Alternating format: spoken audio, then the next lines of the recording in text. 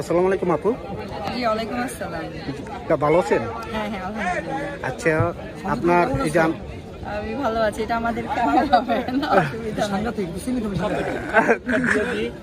নাই। আচ্ছা, আচ্ছা, তো এই যে আমি জানতে পারছি যে আপনার হাতে নতুন কাজ সিনেমা, আমি কি ছবি আসতেছি জি, যদি তো আমি সঞ্জনা। আজকে আমাদের পরিচালক সমিতির পিকনিক। সো আমরা সবাই পিকনিকে আসছি। তো এর মধ্যে আমার সিনেমার কথা বলা হচ্ছে। তো আমার রিসেন্টলি একটা ছবি রিলিজ হবে ঈদের জন্য আসতেছে তুমি তুমি সারাক্ষণ। আর একটা মুভি আসতেছে, বাকিটা নামটা আমি এখন বলবো না।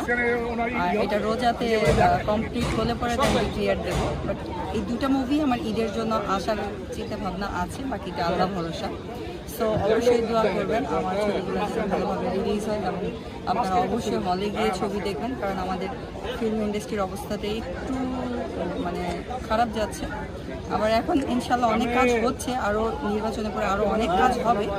সো অবশ্যই আপনারা মিডিয়ার প্রতি একটু নজর রাখবেন, কারণ হচ্ছে আপনারা যদি আমাদের বেশি বেশি করে দেখেন তো আমাদের মিডিয়াটা উঠে যাবে। আর অবশ্যই আপনারা আমাদের জন্য দোয়া করবেন, আমরা যেন আরো ভালো ভালো সামনে অনেক কাজ দিতে পারি।